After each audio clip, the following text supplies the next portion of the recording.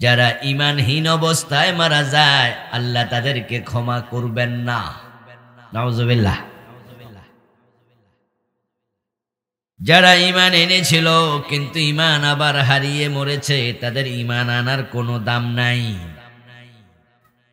এই জন্য ঈমান আনার গুরুত্ব যতটুকু, ঈমান নিয়ে মরার গুরুত্ব তার চেয়ে অনেক বেশি। ঈমান যারা আনলো তারপরে কুফরি করলো, তারপরে ঈমান আনলো তারপরে আবার কুফরি করলো, কুফরি অবস্থায় মরে গেল, আল্লাহ তাদের ক্ষমা করবেন না। এই আয়াতে কারিমা নাজিল হলো আজ থেকে 1400 বছর আগে। এই আয়াত তো আর গতকাল আসে নাই,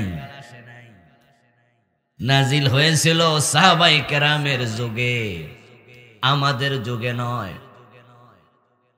এই আয়াতের শাব্দিক অর্থ সরল অনুবাদ শুনে বুঝলেন, ঈমান আনার পরে কুফরি করেছে, কুফরি অবস্থায় মরে গেছে, এমন লোক রাসূলের জামানাতেও ছিল।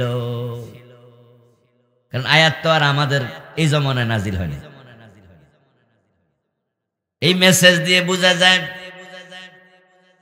ঈমান কারোর জন্য স্থায়ী হবে না। ঈমান স্থায়ী হওয়ার জন্য, নিরাপত্তার জন্য গ্যারান্টি নাই। ঈমান তাদেরই শুধু স্থায়ী হবে যাদের উপর আল্লাহ তাআলার বিশেষ রহমত আছে। এই জন্য হেদায়েতের উপরে টিকে থাকার জন্য প্রতিদিন আমরা বারবার দোয়া করি সূরা ফাতিহার মাঝে, ঠিক না? ইহদিনাস সিরাতাল মুস্তাকিম। হেদায়েত মানে তো ঈমান। যে হেদায়েত পায় নাই মানে সে ঈমান পায় নাই, আর যে হেদায়েত পেয়েছে সেই তো ঈমান পেয়েছে। তো আমরা নামাজে দাঁড়ায়া দোয়া করছি, আল্লাহ আমাদেরকে হেদায়েত দাও। প্রতিদিন কতবার?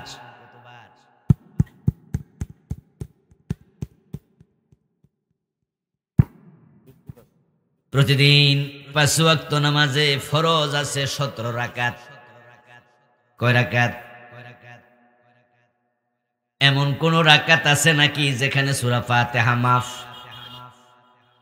সূরা ফাতিহা ছাড়া নামাজ হয়? সূরা ফাতিহার মাঝে দোয়া আছে মাত্র কয়টা জানেননি? মাশাআল্লাহ, দুই একজন বলে দিয়েছে একটা দোয়া আছে। আসলে সূরা ফাতিহার মাঝে দোয়া আছে মাত্র একটাই। সূরা ফাতিহা ছাড়া নামাজ হয় না। আর দোয়া কবুলের সবচেয়ে ভালো জায়গা হলো নামাজ। এই জন্য আল্লাহ বলছে ওয়াস্তাইনু বিস-সাবরি ওয়াস-সালাত, তোমরা আল্লাহ তাআলার কাছে ধৈর্য এবং নামাজের মাধ্যমে সাহায্য প্রার্থনা করো, কারণ তোমাদের দোয়া কবুল হওয়ার সবচেয়ে ভালো জায়গা হলো তোমাদের নামাজ। আপনি নামাজে দাঁড়ায়া প্রতিদিন আল্লাহ তাআলার কাছে একটা দোয়া বারবার করতেছেন, ইহদিনাস সিরাতাল মুস্তাকিম, হে আমাদের রব, আমাদেরকে তুমি হেদায়েতের রাস্তাটা দেখায়া দাও। ইহদিনা, আমাকে হেদায়েত দাও। এই হেদায়েত চাওয়ার দুটি অর্থ। যারা নবী মুহাম্মদুর রাসূলুল্লাহ সাল্লাল্লাহু আলাইহি ওয়াসাল্লাম ও নামাজে দাঁড়াইয়া এই দোয়া করেছেন। রাসূলুল্লাহ কি সূরা ফাতিহা ছাড়া নামাজ পড়ছে? তো রাসূলের সূরা ফাতিহার মাঝে ইহদিনাস সিরাতাল মুস্তাকিম এই দোয়াটা আছে না নাই? তো রাসূল কি হেদায়েত পায় নাই? তো হেদায়েত পাইলে আবার হেদায়েত চায় কেন? আমরা যারা এই দোয়া করি, আমরা হেদায়েত পেয়েছি কিনা তার কোনো গ্যারান্টি নাই, নিশ্চয়তা নাই। কারণ আজকের মাহফিলে আমরা যারা আছি সূরা ফাতিহাতে ইহদিনাস সিরাতাল মুস্তাকিম এই দোয়া আমরা সকলেই তো করছি। কিন্তু আমি আবুল কালাম আজাদ হেদায়েত পেয়ে গেছি, আমাদের আব্দুল সালাম ভাই হেদায়েত পেয়ে গেছে, এরকম কোন ওহী আল্লাহ নাজিল করছে? তা আমাদের দোয়ার অর্থ হলো, ও আমাদের রব, হেদায়েত যেখানে আছে আমি সেখানে যেতে চাই। তুমি দয়া করে আমাকে হেদায়াতের মঞ্জিলে পৌঁছায়া দাও, আমাকে হেদায়াতের বাহিরে তুমি রেখো না। আমি হেদায়াতের উপরে প্রতিষ্ঠিত থেকে মরতে চাই। প্রতিদিন আল্লাহর কাছে বারবার আমরা দরখাস্ত করতে থাকি, আমারে হেদায়াত দাও, হেদায়াত দাও। আর নবী এই দোয়া করেছেন, নবী তো হেদায়াত পেয়েছে। কারণ নবী যে হেদায়াত পাইছে এটা তো আল্লাহ বলছে, ইন্নাকা আলা সিরাতিম মুস্তাকিম, আছে না? ইন্নাকা আলা সিরাতিম মুস্তাকিম, ইন্নাকা লামিনাল মুরসালিন। আপনি নিশ্চিত রাসূল, আপনি নিশ্চয়ই হেদায়াতের উপরে আছেন। তাহলে নবী যে হেদায়াত পাইছে এটা কি কোনো সন্দেহ আছে? তো নবী আবার ইহদিনাস সিরাতাল মুস্তাকিম কয় কেন? হেদায়াত তো পাইছে। আমার কথা কি বুঝতেছেন আপনারা? বুঝাইতে পারতেছি তো? নবী কি হেদায়াত পাইছে না পায় নাই? তো আবার ইহদিনা বলে কেন? তখন নবীর এ দোয়ার অর্থ হবে, আল্লাহ যে হেদায়াত তুমি আমাকে দিয়েছো এটা কেড়ে নিও না, এটার উপরে আমাকে চিরদিন অটল অবিচল রেখে দিও। নবীর হেদায়াতের দোয়ার অর্থ হলো, হেদায়াত আমি পাই নাই তা নয়, হেদায়াত আমি পেয়েছি, তবে আল্লাহ আমার হেদায়াত তুমি কখনো কেড়ে নিও না, এটার উপর অবিচল রেখে দিও। আর আমাদের হেদায়াত চাওয়ার দোয়া হলো, আমরা তো নিশ্চিত না যে আমরা হেদায়াত পাইছি, কিন্তু হেদায়াত পাওয়ার শখ আমাদের সবার আছে। যারা কাদিয়ানি তারাও তো মনে করে তারা হেদায়াত পাইছে। আমি আপনাদের কাছ থেকে জবাব চাই, আসলে কি কাদিয়ানিরা হেদায়াত পেয়েছে? এই মাইক কেমন করে কেন তোমার? এখন তো আওয়াজ আবার কমে গেছে। যারা শিয়া, ইহদিনাস সিরাতাল মুস্তাকিম, এই দোয়া কি শিয়ারা করে না? কথা বলুন না ভাইরা। আচ্ছা, শিয়ারাও তো মনে করে তারা হেদায়াত পেয়েছে। আমি আপনাদের কাছ থেকে জবাব চাই, আপনাদের অভিব্যক্তি প্রকাশ করুন, শিয়ারা কি হেদায়াত পেয়েছে? যারা পীরের পায়ে সেজদা দেয় এমন কিছু লোক কি মসজিদে গিয়ে নামাজ পড়ে না? ওরাও তো নামাজে দাঁড়িয়ে দোয়া করছে, ইহদিনাস সিরাতাল মুস্তাকিম, হে আল্লাহ আমাকে হেদায়াত দাও। যারা পীরের পায়ে সেজদা দেয় তারাও কিন্তু মসজিদে গিয়ে নামাজ পড়ে, তারাও নিজেদেরকে হেদায়াত প্রাপ্ত মনে করে। আমি আপনাদের কাছ থেকে জানতে চাই, পীরের পায়ে সেজদা যেই লোকেরা দেয় তারা কি হেদায়াত প্রাপ্ত লোক? এখন এবার আমি আবুল কালাম আজাদ বলবো আমার অবস্থা কি। আমি যে হেদায়াত পেয়ে গেছি, এই ব্যাপারে কি আল্লাহ আমার কাছে কোনো এলহাম পাঠাইছে? এজন্য আমাদের সকলের দোয়া হবে, আল্লাহ আমরা আশা করি আমরা হেদায়াত পাইছি, কিন্তু আমরা তো নিশ্চিত না, আমাদের কাছে তো ওহী আসে না, কিন্তু আমরা হেদায়াত চাই, হেদায়াত ছাড়া মরতে চাই না, ঠিক না? এ হলো আমাদের দরখাস্ত। আমার প্রিয় ভাই, এই জমিনে আল্লাহ তাআলার পক্ষ থেকে বান্দাকে দেয়ার যত নিয়ামত আছে, ইমানের মতো দামি কোনো নিয়ামত আর একটাও নাই। হিদায়াত হলো আল্লাহর কাছ থেকে দেয়া সবচেয়ে বড় দামি নিয়ামত। এজন্য এটা আমরা দিনে কমপক্ষে 17 বার চাই, 17 রাকাতে। আর আমরা ফরজ নামাজের সাথে সুন্নাহ নামাজ পড়ি, বিতিরের নামাজ পড়ি, তাহলে রাকাত সংখ্যা আরো বেড়ে যায়। প্রতি রাকাতে সূরা ফাতিহা আছে। তাহলে এবার হিসাব করে দেখেন, একদিন আমরা আল্লাহর কাছে কতবার হেদায়াত চাচ্ছি। রিজিক এতবার চাই না, আল্লাহর কাছে আমরা ইস্তেগফারও এতবার করি না, অন্য কোন নিয়ামত আমরা এতবার চাই না। আমরা প্রতিদিন আল্লাহর কাছে হেদায়াত এত বেশি চাই, কারণ হলো হেদায়াতের চেয়ে দামি কোন নিয়ামত পৃথিবীতে আর নাই। আর আল্লাহ যাকে হেদায়াতের পথ দিছে, ঈমান দিয়েছে, তার মতো সৌভাগ্যবান মানুষও আর কেউ নাই।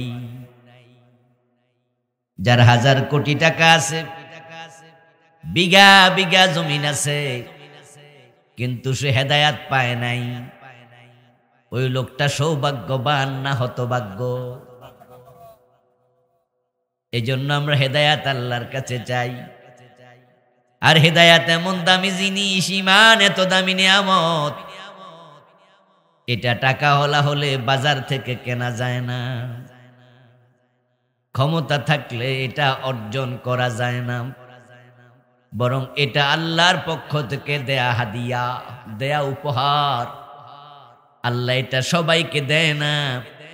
নবীর বাবা হেদায়াত পায় নাই, এমন নবীর বাবাও আছে।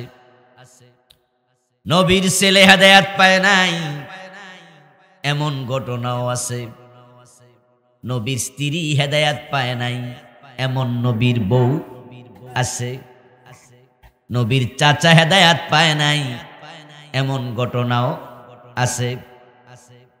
ইব্রাহিমের বাবা আজর, ছেলে এত বড় নবী কিন্তু বাবা মুশরিক, হেদায়াত নাই। নূহ আলাইহিস সালামের ছেলে কেনান হেদায়াত পায় নাই, বাবা কত বড় নবী। এই জমিনে প্রথম রাসূল হলো হযরত নূহ। হায়াত পেয়েছিলেন 950 বছর। কত লোকরে দাওয়াত দিল, কত লোক ঈমান আনলো, অথচ নিজের ঔরসের ছেলে কেনানের কপালে হেদায়াত নাই। হযরত লূত আলাইহিস সালামের স্ত্রীও হেদায়াত পায় নাই। লূত নবীর স্ত্রীও ছিল কাফের। নূহ আলাইহিস সালামের স্ত্রীও ছিল কাফের। রাসূলুল্লাহর আপন চাচা আবু তালেব হেদায়াত পায় নাই, অথচ রাসূলের সাথে এক ঘরে জীবন কাটাইছে 42টা বছর। এই মাইকটা হবে না? হবে। প্রিয় নবীর বয়স যখন 8 বছর, তখন তিনি চাচা আবু তালেবের কোলে আশ্রয় নেন। প্রিয় রাসূলের বয়স যখন 50 বছর, আবু তালেব তখন মারা যায়। তাহলে 8 বছর বয়সে ভাতিজার সাথে সম্পর্ক শুরু, কোলে পিঠে করে মানুষ করছে। আমার রাসূলের জন্মের আগে বাবা নাই, 5 বছর বয়সে মা নাই, 8 বছর বয়সে দাদা নাই। দাদা আব্দুল মুত্তালিব যখন মরে গেল, তখনই চাচা আবু তালেব ভাতিজারে কোলে নিল। মরা পর্যন্ত আলাদা করে নাই। 42টা বছর একসাথে ছিল, বটগাছের মতো ছায়া দিছে। কিন্তু তার মরার সময় রাসূলুল্লাহ উনার শিয়রের পাশে বসে বলছে, আম্মি কুল লা ইলাহা ইল্লাল্লাহ কালিমাতান আশহাদ লাকা বিহা ইনদাল্লাহ। ও আমার প্রিয় চাচা, লা ইলাহা ইল্লাল্লাহ একটা বারে কালেমা পড়ে তুমি মরে যাও, বাকি দায়িত্ব আমি নিলাম। আশহাদ লাকা বিহা ইনদাল্লাহ, তুমি কালেমাটা পড়ে মরে যাও। তুমি যে মুমিন ছিলা, আমি নিজে আল্লাহর সামনে সাক্ষ্য দেব। রাসূলুল্লাহ ঈমান দিতে চায়, হেদায়েতের পথ দেখাতে চায়। আবু তালেব জবাব দিল, ওয়া কানা আখিরু কালামিহি কাল্লামাহুম হুয়া আলা মিল্লাতি আব্দুল মুত্তালিব।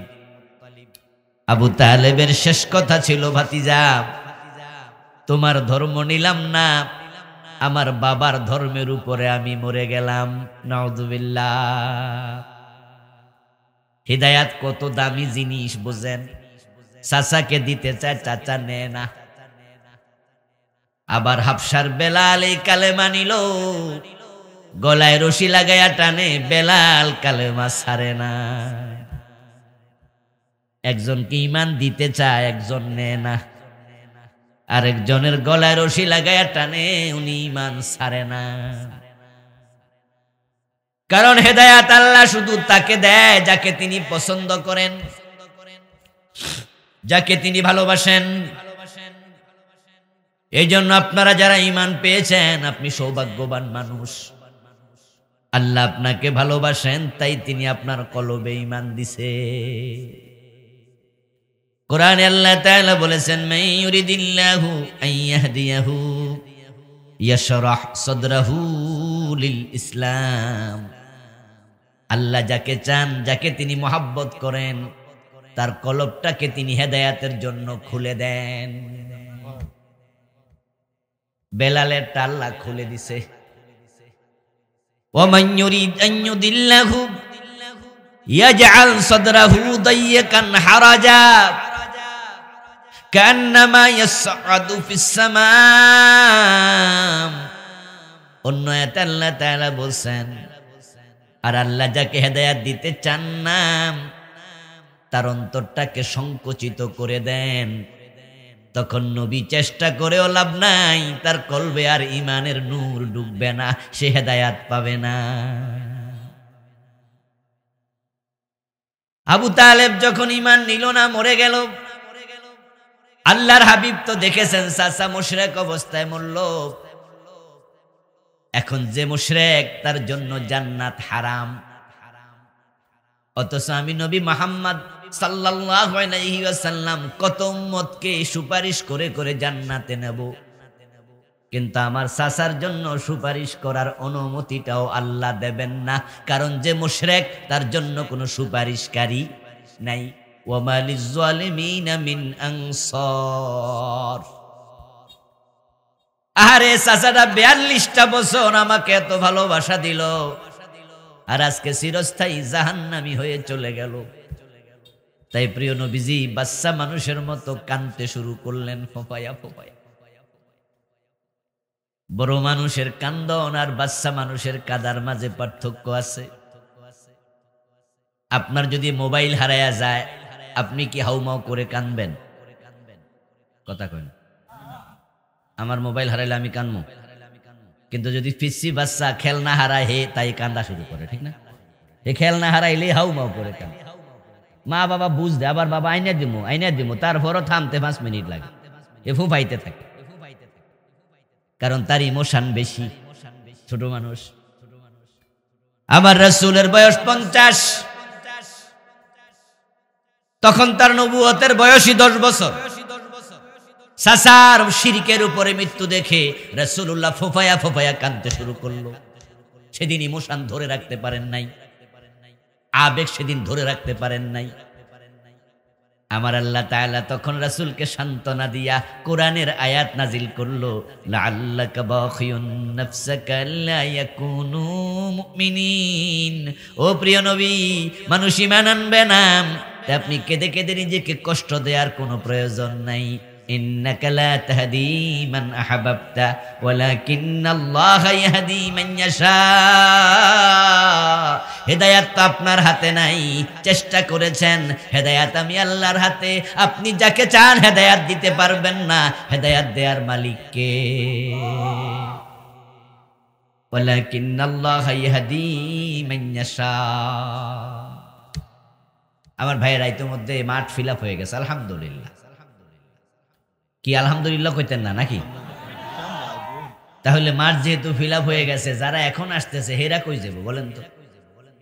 তা আপনারা যে বইলেন, ফাঁকাও রাখলেন, জুতাও রাখলেন, তাহলে কেমনে কি হলো? একটু দয়া করে আপনারা একটু ফাঁকা জায়গা ফিল আপ করে দেন। রাস্তার লোকেরা আসতেছে, বসবে আস্তে আস্তে, প্লিজ। যুবক ভাইয়েরা নাড়াচড়া দেন একটু, মুরব্বী বাবারা একটু নড়েন, অন্য মুসলমানের জন্য একটু সুযোগ করে দেন। তাআওয়ানু আলাল বিররি ওয়াত তাকওয়া, ভালো কাজে হেল্প করুন। চা দিলে আমার চিনি ছাড়া দিতে কই না। এটা জিকির করুন, লা ইলাহা ইল্লাল্লাহ,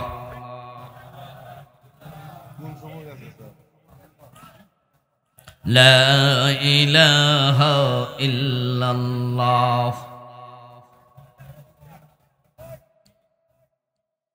লা ইলাহা ইল্লাল্লাহ মুহাম্মাদুর রাসূলুল্লাহ। আমার প্রিয় ভাইরা, যা এতক্ষণ বললাম, আমি আশা করি আপনাদের কনসেপ্টটা ক্লিয়ার হয়েছে। হিদায়াত কে দেয়? জোরে বলেন তো, কে দেয়? এটা চাইলেও পাওয়া যায় না, এটা বাজার থেকে কেনা যায় না। এটা নবী চাইলেও দিতে পারে না, এটা ক্ষমতা থাকলে অর্জন করা যায় না। আল্লাহ শুধু তারই হেদায়েত দেয় যাকে আল্লাহ ভালোবাসে। ওয়ালাকিন্নাল্লাহ ইয়াহদি মান ইয়াশা। ও নবী, আল্লাহ যাকে চায় তাকে ঈমান দেয়, তাকে হেদায়েত দেয়। এখন ঈমান আপনি পেয়েছেন, আমরা পেয়েছি, এতে প্রমাণ হয় আল্লাহ আমাদেরকে ভালোবাসে, ঠিক কি না? আলহামদুলিল্লাহ। এখন দয়া করে মায়া করে আল্লাহ আপনাকে হেদায়েতটা দিল, ঈমানটা দিল। এখন আপনার ঈমানটা ধরে রাখার জন্য আপনাকে চেষ্টা করতে হবে, না হয় কিন্তু শয়তান ঈমান চুরি করার জন্য বসে আছে, ঠিক কি না? আমাদের সাথে শয়তান আছে না নাই? রাসূলুল্লাহ বলেছেন সব মানুষের সাথেই শয়তান আসে। একদিন তিনি তার সাহাবাদের উপস্থিতি যারা ছিলেন সামনে, তাদেরকে প্রশ্ন করলেন, জানো নাকি মানব শিশু দুনিয়ায় সে কাঁদে কেন? গরুর বাচ্চা তার মায়ের পেট থেকে বের হয়ে হাম্বা হাম্বা বলে চিৎকার দেয় না? ছাগলের বাচ্চা তার মায়ের পেট থেকে বের হয়ে চিৎকার দেয় না? বাঘের বাচ্চা বের হয়ে বাঘের মতো গর্জন দেয় না, চিৎকার দেয় না? কিন্তু মানুষের বাচ্চা দুনিয়াতে আসতে দেরি, ওয়াও ওয়াও বলে কানতে আর দেরি নাই। কাঁদে ডাক কেন তোমরা জানো নাকি? সাহাবায়ে কেরাম উত্তর দিলেন, আল্লাহু ওয়া রাসূলুহু আলাম। আল্লাহ এবং তার রাসূলই ভালো জানেন, আমরা জানি না কেন কাঁদে, তবে হ্যাঁ কাঁদতে আমরা দেখি। প্রিয় নবী সাল্লাল্লাহু আলাইহি ওয়াসাল্লাম তখন জবাব দেন, সিয়াহুল মাউলুদ হিনা ইউলাদ মিন নাজগাতিশ শায়তান। বাচ্চা যখন জন্ম নেয় তার কান্নার কারণ হলো তার সাথে যে শয়তানটা আছে ওইটা এসে তাকে একটা খোঁচা মারে। এমন কোন মানুষ নাই যার সাথে শয়তান নাই। এরপর রাসূলুল্লাহ বলছেন, আমি নবী মুহাম্মদ, আমার সাথেও একটা শয়তান আছে, তবে ফাইন্নাহু আসলামা বি। আমার সাথে যে শয়তান আছে এটা আমার কাছে মুসলমান হয়ে গেছে, সে আমার আনুগত্য করে, আমার ঈমান চুরি করবে না, আমারে ধোঁকা দিতে আসে না, সে বালা হইয়া গেছে। এ হলো রাসূলের শয়তান। এবার আমাদের সাথে যে শয়তান আসছে, জন্মের পর খোঁচা মারছে, আপনি দুনিয়া থাকবেন যতদিন, সে আপনার সঙ্গে থাকবে ততদিন, আপনাকে 24 ঘন্টা ধোঁকা দেবে, সে আপনার ঈমান চুরি করার জন্য ব্যস্ত থাকে। ক্বালান নবী সাল্লাল্লাহু আলাইহি ওয়াসাল্লাম, আশ-শায়তানু জাসিমুন আলা কলবি বনি আদম। মানুষের ঈমান কলবে থাকে, এই জন্য শয়তান কলবের চারপাশে ঘাপটি মেরে বসে থাকে, চান্স পাইলে ঈমান চুরি করে নিয়ে যাবে। এখন আল্লাহর দেয়া নিয়ামত ঈমানটা নিজেরা যত্ন করে রাখা দরকার আছে না নাই? আল্লাহ আপনারে মায়া করে ভালোবাসে, তাই আপনারে ইসলাম দিছে, ঈমান দিছে, মুমিন বানাইছে। আচ্ছা, আমাদের জন্ম কি হিন্দু মায়ের পেটে হইতে পারতো না? আমাদের দেশে কি হিন্দু মহিলা আছে না? খ্রিস্টান আছে না? ওর পেটে জন্ম নিলে আপনি কি ঈমান পাইতেন এত সহজে? আরে কি সৌভাগ্যবান আমরা! আল্লাহ তাআলা বিনা দরখাস্তে আমাকে আপনাকে একজন মুসলিম মায়ের পেটে পাঠালেন, যে আপনার জন্মের সাথে সাথে আপনারে কোলে নিয়ে আপনার কানের মাঝে আল্লাহর বড়ত্বের সংবাদ আজান পৌঁছিয়ে দিয়েছে। আশহাদু আল্লা ইলাহা ইল্লাল্লাহ বলে আপনাকে ঈমানের মেসেজ পৌঁছিয়ে দিয়েছে। আপনি ছোট্টকালে আপনার মা আপনাকে মক্তবে পাঠাইছে, আপনার বাবা আপনাকে ছোট্ট বয়সে ঘরের মাঝে আল্লাহর নাম শিখাইছে। এই যে আপনি জন্মসূত্রে ঈমান পেয়ে গেছেন, এটা কি আল্লাহর বড় নিয়ামত নয়? হিন্দু মায়ের পেটে পাঠাইলে তো আপনি এটা পেতেন না। ইহুদি খ্রিস্টান মায়ের গর্ভে আপনি জন্ম নিলে আপনি ঈমান এত মাগনা, এত সস্তায় পেতেন না। আপনাদের মাঝে এমন লোক ছিল, রাসূলের হাতে কালেমা পড়েছে, রাসূলের সাথে মদিনা হিজরত করেছে, কিছুদিন যাওয়ার পরে কাফের হইয়া মুরতাদ হইয়া মদিনা থেকে পালাইয়া মক্কায় চলে আসছে। ঈমান হারা কাফের।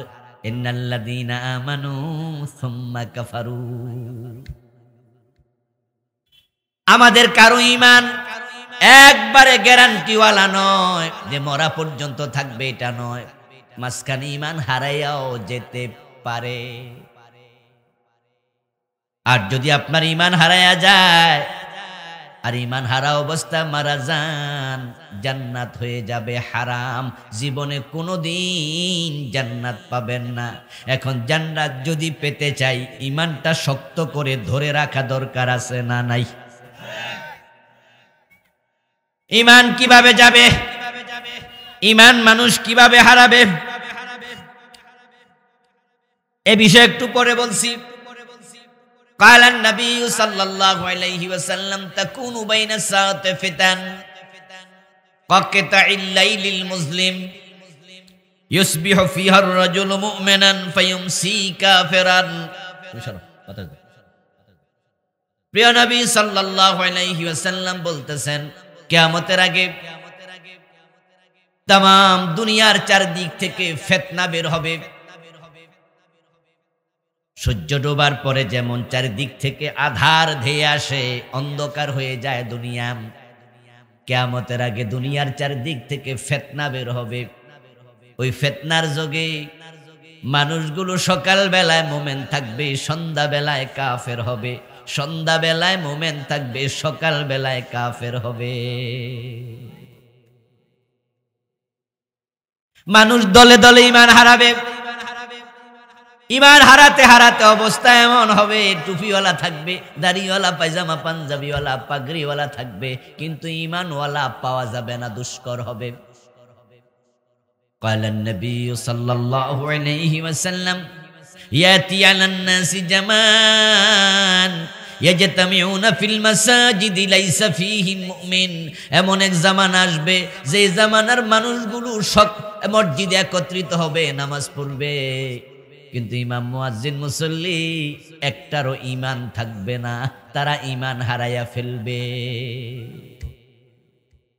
ঈমান হারা হতে হতেই পৃথিবীতে একটি অবস্থা আসবে, যখন মানুষ থাকবে শত শত কোটি, কিন্তু ঈমানদার থাকবে না একজন, তখনই কিন্তু কিয়ামত হবে। একজন মুমিন থাকলেও কিয়ামত সংগঠিত হবে। قال النبي صلى الله عليه وسلم لا تقوم الساعة ولا أحد يقول الله الله আল্লাহ আল্লাহ বলার মতো একজন মুমিন থাকলে কিয়ামত হবে না। তাহলে কিয়ামত যখন হবে, হাদিস দ্বারা বোঝা যায় আল্লাহ বলার মতো একজন ঈমানদারও থাকবে না। এই যে ঈমানদারহীন পৃথিবী, ঈমানদার শূন্য পৃথিবী, এটা কিন্তু একদিনে হবে না। রাসূলুল্লাহর উদাহরণটা খুব চমৎকার, অন্ধকার রাতের মতো।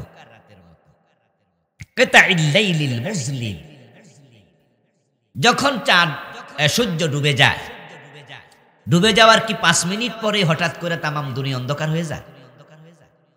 না, আমরা দেখি আস্তে আস্তে আস্তে আস্তে অন্ধকার হতে হতে হতে হতে রাতের 8:30 9টার দিকে দেখা যায় যদি চাঁদ আকাশে না থাকে, তাহলে তামাম দুনিয়া ঘুটঘুটে অন্ধকার। হঠাৎ করে হয়নি, ধীরে ধীরে হয়েছে। হঠাৎ করে পৃথিবী মুমিন শূন্য হবে না, ধীরে ধীরে হবে।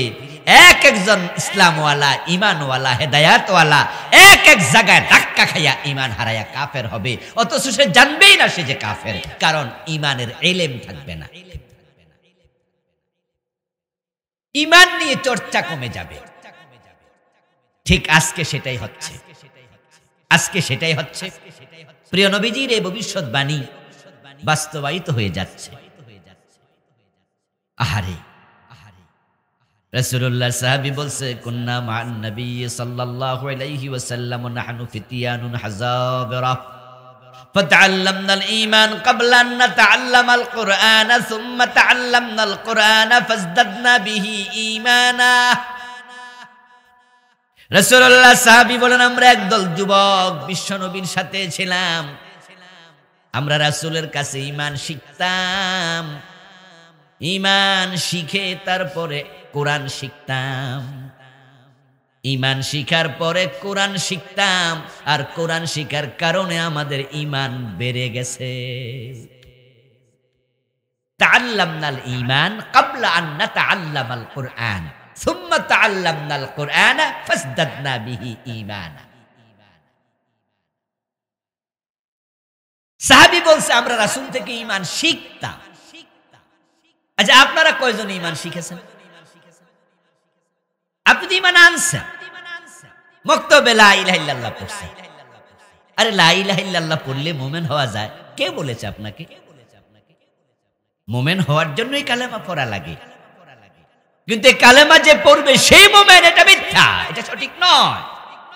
এটা সঠিক হলে আব্দুল্লাহ ইবনে উবাই কি কালেমাটা পড়েনি? তো সে কি মুমিন হয়েছিল? আপনি তো মক্তবের হুজুরের কাছে পড়ছেন, আর আব্দুল্লাহ ইবনে উবাই তো বিশ্বনবীর কাছে পড়ছে। কালেমা পড়ো তো সে মুমিন হতে পারল না। কোরআন মাজিদ যখন পূর্ণাঙ্গ বাংলা অনুবাদ করেন গিরিশচন্দ্র সেন, ফা'লাম আন্নাহু লা ইলাহা ইল্লাল্লাহ, এই আয়াতের কি অনুবাদ করে নাই? এটা কি বাদ দিছিল? কথা বলেন। মুহাম্মাদুর রাসূলুল্লাহ এই অংশের অনুবাদ করে নাই? ও বেটা এটা কি পড়ে নাই, ভাবে নাই, গবেষণা করে নাই, চিন্তা করে নাই, লিখে নাই, মুখে বলে নাই, কিন্তু মুমিন হইছে। কালেমা পড়লে মুমিন হওয়া যায় না রে ভাই। কালেমা তো ঈমান, ঈমান তো শিখে ঈমানদার হওয়া লাগে। ইজাব কবুল বললে বিয়ে হয় না রে ভাই। তাহলে তো যত পোলাপান প্রেম করে মেয়ের সাথে, অবৈধ প্রেম করে, এরা সবাই তো ইজাব কবুল কইয়া এটারে বিয়া মনে করত। ছেলে মেয়ে বৈশা বাদাম খায়, কলেজ ইউনিভার্সিটির পর একসাথে থাকে, তো ছেলে বলতো আমি তোমারে বিয়ে করলাম, মাইয়া কইতো কবুল, তাহলে কি বিয়ে হয়ে গেছে নাকি? ওখানে সাক্ষী লাগবে না? সিস্টেম আছে না? সিস্টেমের বাহিরে কি ইজাব কবুলে বিয়ে হয় না? সিস্টেমের বাহিরে হবে না। এখন ঈমান কেমনে আনে? এই দেশের মুসলমান তো ঈমানের চর্চা এত কমাইছে, ঈমান শিখেই না, তারা জানেই না ঈমান কেমনে আনা লাগে। অধিকাংশের কথা বলছি, এই জন্যই তো তারা ঈমান আনতেও বোঝে না, ঈমান যে চইলা গেছে এটাও বোঝে না। তারা ঈমান আইনা মনে করে ঈমান আবার যায় কেমনে। সকালে তো কালেমা পড়ছি 100 বার, লা ইলাহা ইল্লাল্লাহ, লা ইলাহা ইল্লাল্লাহ জিকির করছি, দিনে 1000 বারে কালেমার জিকির করে এমন লোকও বাংলাদেশে। তো হে মনে মনে ভাবে এতবার কালেমা পড়লাম, ঈমানটা যাইলো কেমনে? হুজুর কয় কি এসো?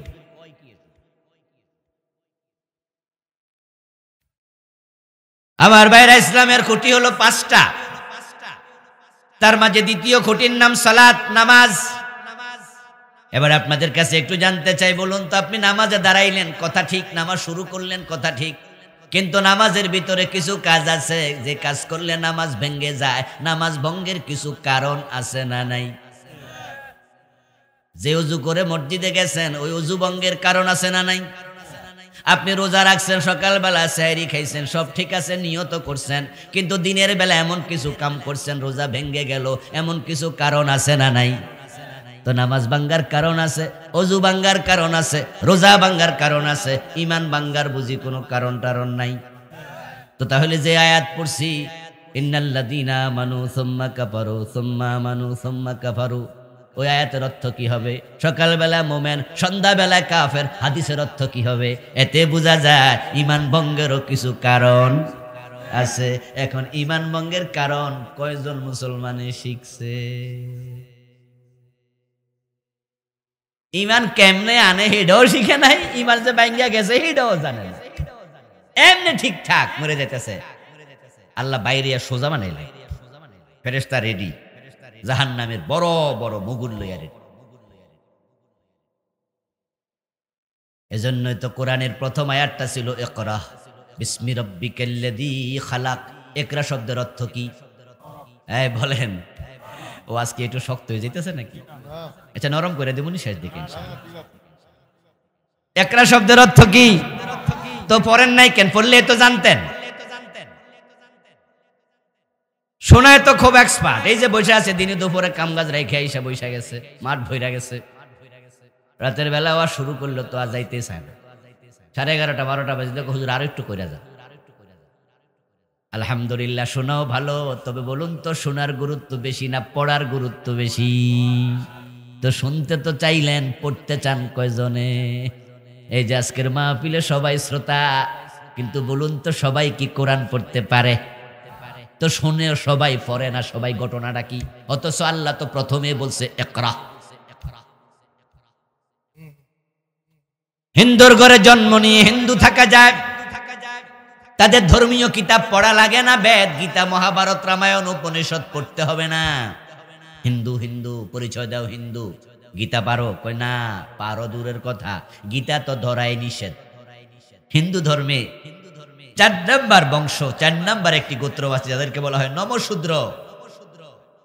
আপনারা জেনে থাকবেন যে যারা নমশূদ্র আছে তাদের জন্য ধর্মগ্রন্থ পড়া নিষেধ। পড়া তো যাবে না, ধরাও যাবে না, এই কাম ঠাকুর মশাই করবে। বৌদ্ধের ঘরে জন্ম নিলে বৌদ্ধ থাকা যায়, ত্রিপিটক পড়া লাগে না। ইহুদি খ্রিস্টানের ঘরে জন্ম নিলে ইহুদি খ্রিস্টান থাকা যায়, তাওরাত ইনজিল পড়া লাগে না। কিন্তু মুসলমানের ঘরে জন্ম নিছে, আপনি ইমানদার, আপনি আছেন, নিশ্চয়তা নাই, বরং আপনাকে ইলম শিখতে হবে। তলাবুল ইলমি ফরিদা আলা কুল্লি মুসলিম, মুসলিম নরনারীর জন্য ইসলামের মৌলিক ইলম শিক্ষা করা নফল না ফরজ। ফরজ শব্দের বাংলা হলো আবশ্যক, এটা লাগবেই, এটা লাগবেই। আচ্ছা, বেঁচে থাকার জন্য কিডনি 2টা সচল থাকা কি নফল না ফরজ? ফুসফুস ঠিক থাকা কি নফল না ফরজ? যদি আপনার পুরা দেহ ঠিক আছে, দেখতে সুন্দর, কিডনি 2টা ড্যামেজ, আপনি কি বেশি দিন বাঁচবেন? না, ডায়ালিসিস করে যে কয়দিন বাঁচানো যায়, ডায়ালিসিস বন্ধ, আপনিও শেষ। এগুলো আবশ্যক, ফরজ। আপনার লাংস সচল থাকা ফরজ, কারণ সে পুরা দেহে রক্ত সার্কুলেট করবে। আপনার হার্ট সচল থাকা ফরজ, সে রক্ত সার্কুলেট করবে, লাংস সহযোগিতা করবে, বাতাসকে আনয়ন করবে। আপনার যে লাংস ফুসফুস আছে, এই বাতাস বের হচ্ছে, বাতাস যাচ্ছে, এর মাধ্যমে আপনি বেঁচে আছেন। আপনার হার্ট রক্ত সার্কুলেট করছে, বেঁচে আছেন। হার্ট নষ্ট, আপনি মরে যাবেন। লাংস নষ্ট, আপনি মরে যাবেন। কিডনি 2টা নষ্ট, আপনি মরে যাবেন। হাত 2টা নষ্ট, আপনি মরবেন না। চোখ 2টা নষ্ট, আপনি মরবেন না। এগুলো হলো ওয়াজিব। চোখ 2টা না থাকলে আপনি কষ্ট পাবেন, হাত 2টা নাই, চলতে সমস্যা হবে, পা 2টা নাই, চলতে কষ্ট পাবেন, এগুলো ওয়াজিব। কিন্তু লাংস, কিডনি, এগুলো কি ওয়াজিব না ফরজ? তো ইলম শিক্ষা করা কি ওয়াজিব না ফরজ? তো এইটাই তো শিখলেন না, ইমানটা বাঁচবে কেন?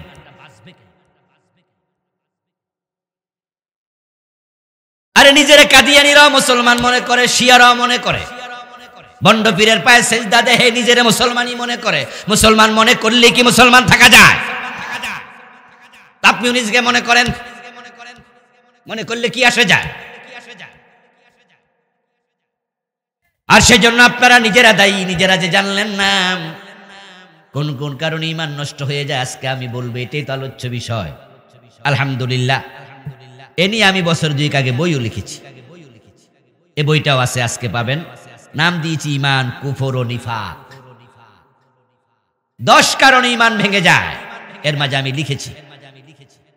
ওই 10টি কারণ আপনাকে জানতে হবে ঈমান বাঁচাতে হলে, এবং এই 10 কারণে আপনি ঢুকে গেলে আপনাকে আজকে তওবা করতে হবে। কারণ 10 কারণ ভিতরে আছে, 10 থেকে একটা আছে, ঈমান শেষ। এই যে আপনারা জানেন না, না জানার জন্য আপনারা দায়ী। কিভাবে আপনারা দায়ী? কারণ আপনারা এমন সিলেবাস বানাইছেন যে সিলেবাসে 1 থেকে 5 পর্যন্ত পড়ে, অঙ্ক, ইংরেজি, বাংলা সব আছে, কায়দাটাও নাই। 6 থেকে এসএসসি পর্যন্ত পরে, ইন্টারমিডিয়েট পাস করে, তারপরে ইউনিভার্সিটিতে অনার্স মাস্টার্স করে, ডাক্তার হইয়া বের হয়, ইঞ্জিনিয়ার হইয়া বের হয়, দেখে দেখে আল্লাহর কোরআন পড়তে পারে না। কারণ তাদের এমন সিলেবাস বানাইছে যেখানে কোরআন ঢুকানো হয় নাই।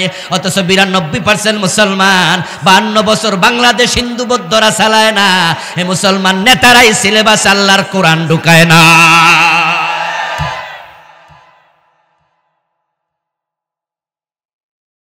যদি প্রাইমারিতে, হাই স্কুলে, ইউনিভার্সিটি, কলেজে আল্লাহর কোরআন, রাসূলের হাদিস, 100 নাম্বার কোরআন, 100 নাম্বার হাদিস ঢুকাইয়া দিত, তাহলে ঘরে ঘরে কোরআনের আলেম তৈরি হয়ে যেত।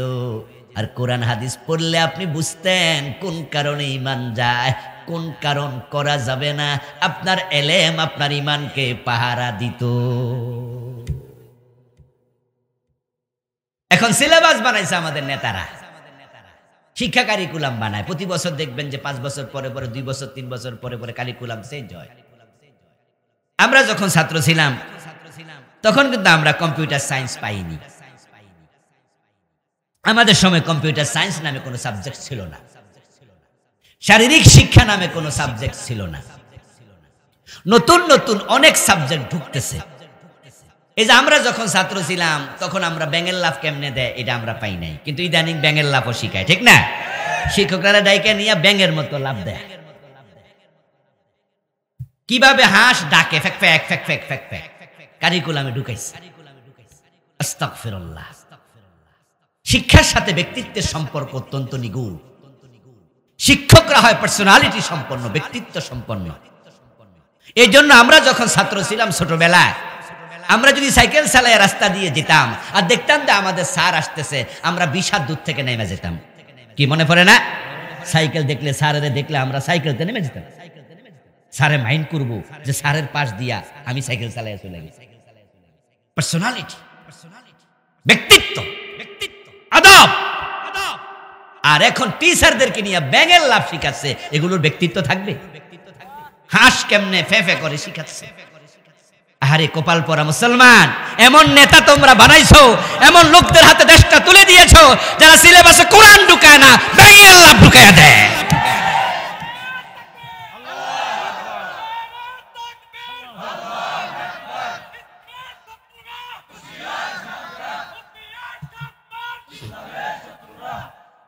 আমার ভাই, আল কোরআনের আলো ঘরে ঘরে জালো, কোরআন ছাড়া অন্য কিছু মানি না, মানব না, এগুলো না মিছিল। শত্রু মত্র কইয়া ফেঁস লাগাই দিতেছ কেন? এমনি জ্বালাই আছি। আল্লাহ তাআলা সকলকে ইসলামের বন্ধু বানাইয়া দাও, বলেন আমিন। আমার প্রিয় ভাইয়েরা, ইমানের জন্যই তো আপনাকে মৌলিক এলেমগুলো শিখতেই হবে। আল্লাহর দেয়া নিয়ামত যদি আপনি হেফাজত না করেন, আল্লাহর কি দোষ দেবেন?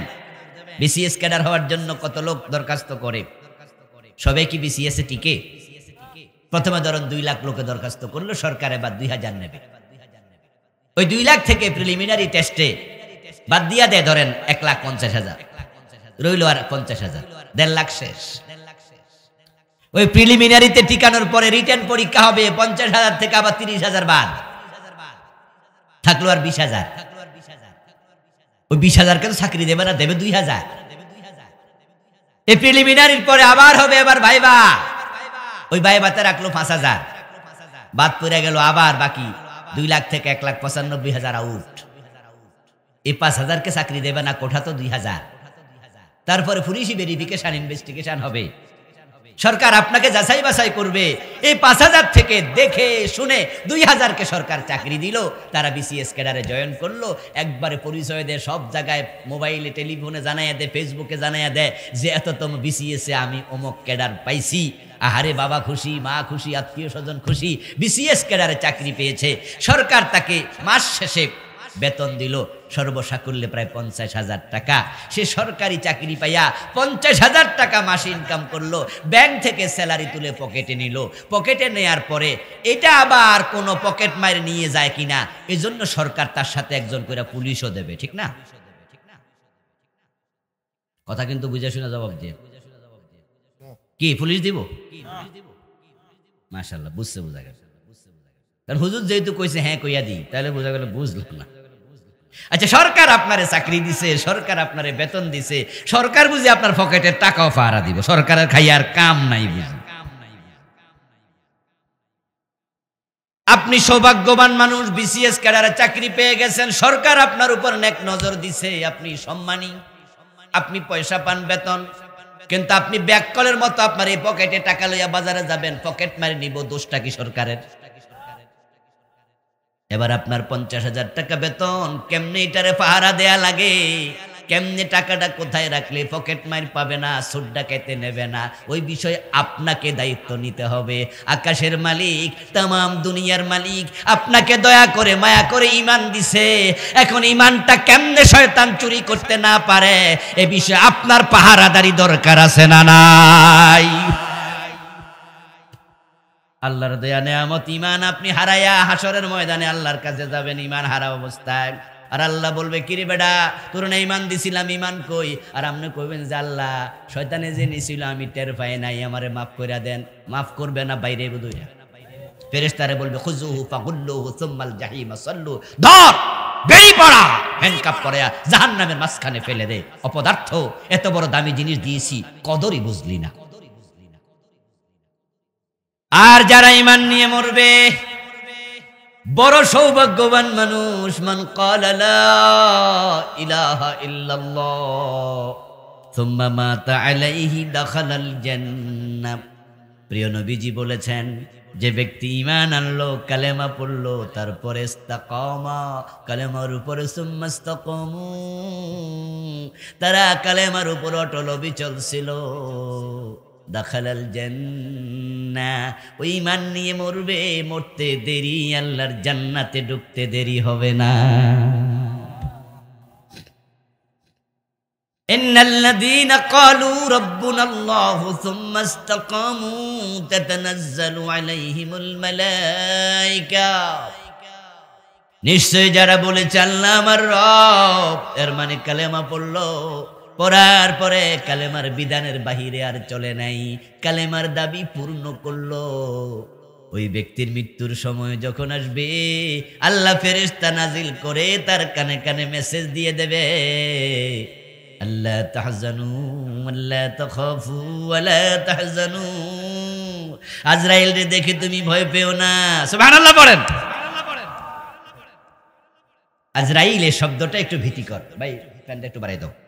আজরাইলের শব্দটা একটু ভীতিকর, এজন্য আমরা স্বাভাবিকত আজরাইল শব্দটা শুনলে, জিবরিল শুনলে আমরা যেমন সফট ফিল করি, একটু প্রশান্তি ফিল করি, আজরাইল শুনলে কি আমরা জিবরিলের মতে প্রশান্তি ফিল করি? মানে আজরাইল শুনলে একটু ভয় ভয় লাগে। আচ্ছা, রাতের বেলায় হঠাৎ করে আপনার জানালার পাশে একটা বড় আওয়াজ হলো, রাতের ঘড়ির দিকে তাকিয়ে দেখেন 2:30 বাজে, একা একা শুয়ে আছেন, ঘরে কেউ নাই, এত রাতে আওয়াজ হলো কিসের? রাতের 2:30 বাজে আপনি আওয়াজ করলেন, এই জানালার বাহিরে কে? যদি আমি আজরাইল, মজা পাবেন?